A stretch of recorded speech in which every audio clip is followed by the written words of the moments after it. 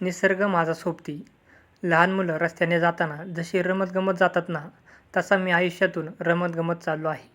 वाटेत फूल दिसलं त्यावर कविता कर. मूल दिसलं त्याला गोष्ट सांग. उद्या चेहऱ्याचा माणूस दिसला त्याला हसव. गर्दी दिसली त्यांच्यापुढं व्याख्यान दे. कोणी महापुरुष भेटला त्याचा जय-जयकार कर. एखादा मोर्चा आढळला त्यातच सामील हो. असं सारखं चाललंय. आयुष्यातल्या प्रत्येक गोष्टीबद्दल मला जिज्ञासा आहे. खिडकी उघडी दिसली की मांजर जसं आत डोकावतं तशी जीवनात डोकावण्याचं मला फार हौस आहे. सारं आपल्याला दिसलं पाहिजे, समजलं पाहिजे आणि आलं पाहिजे असं मला वाटतं. काय मौज आहे जीवन म्हणजे. या जीवनाचा कितीही आस्वाद घ्या, आपल्या मनाची तृप्ती होत नाही. हीच जीवनाची गंमत आहे. या मेजवानीत एक का रस आहे, या मैफिलीत एक का सूर आहे. किती चालाक आणि किती ऐकाल. जग उत्पन्न होऊन इतकी वर्षे झाली पण रोज सकाळ तो नवीनच जन्माला येत आहे असं वाटतं. सूर्योदयाचा आणि सूर्यास्ताचं सोनं पहिल्यासारखंच पिवळं धमक आहे. आभाळाचा निळा रंग अजून विटला नाही. काळ्या फुलांचा सुगंध अजूनही उडाला नाही. तृणांची हिरवीगार मखमल अद्यापही टवटवीत आहे. लहानपणापासूनच निसर्गाची मला सोबत मिळाली. नद्या, डोंगर, झाडं, वेली यांच्या संगतीत मी वाढलो. सकाळी उठलो की अंगावर सोनेरी ऊन पांघरायची. रात्र झाली की अंगावर चांदण्यांची निळी चादर ओढून अंगणात झोपी जायचं. पुढं शहरात राहायला आलो तरी निसर्गाची संगत मी सोडली नाही. मुंबईत समुद्र हा माझा सोबती आहे. त्याच्या भरतीच्या आणि ओठीच्या लाटांवर माझं मन नाचत असतं.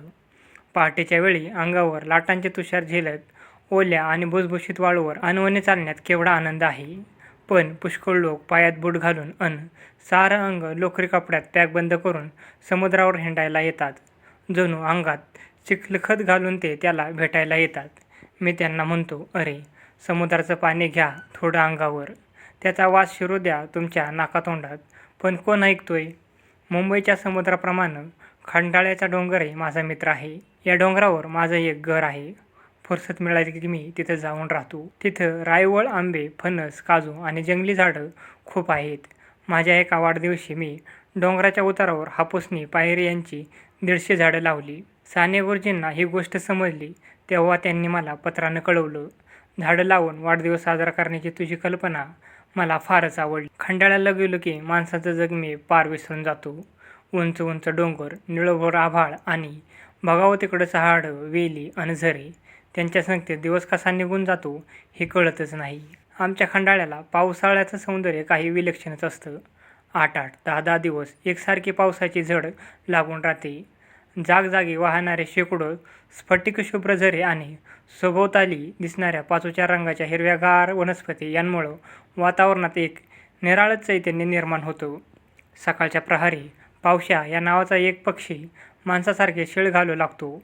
हिवाळ्यात व पांढऱ्या धुक्यांचे लोट बोल बोल म्हणता दऱ्या डोंगरात ओरंडून आपल्या घरात शिरतात आणि समोरचं देखील दिसेनासं होतं. झाडांना हलता येत नाही, बोलता येत नाही. ते एकाच जागेवर उभे असतात पण त्यांच्या जगात नेहमी काही ना काही उलाढाली चाललेल्या असतात. जुन्या झाडांची पानं गळत असतात, नवीन नवीन पानं फुटत असतात. काहींना फुलं येतात तर काहींना मोहर येतो. झुडपावर तुरे डोलत असतात, वेलींवर कळ्या हसत असतात. हिरव्या सृष्टीतल्या या लहान मोठ्या रहिवाशांना सुस्तपणा तो नसतोच. खंडाळ्याला असलो म्हणजे अगदी झुंजूमुंजू व्हायच्या आत मी उठतो. बाहेर येऊन पाहावं तर डोंगरावरची सगळी हिरवी मंडळी केव्हापासूनच जागी झालेली असतात. मोठमोठी झाडं पहाटेच्या वेळी लहान लहान पाखरांबरोबर कसल्या गप्पा करत असतात कोणास ठाऊक. मी त्यांना म्हणतो, अरे निजा, इतक्या सकाळी रे कशाला उठताय? पण ती माझं थोडीच ऐकतात. वेली मला म्हणतात, ह्या बघा आम्हाला कशा कळ्या आल्या आहेत. रोपटी म्हणतात, हे पहा आम्हाला कसे धुमारे फुटले आहेत. हातात झारे घेऊन मी त्यांना पाणी घालू लागतो तेव्हा अंग घुसळून ती कशी काही हसत न डोलत म्हणतात जशा काही मी त्यांना गुदगुल्याच करतो आहे. तासनतास मी वेलींशी झुडपांशी असा खेळत बसतो.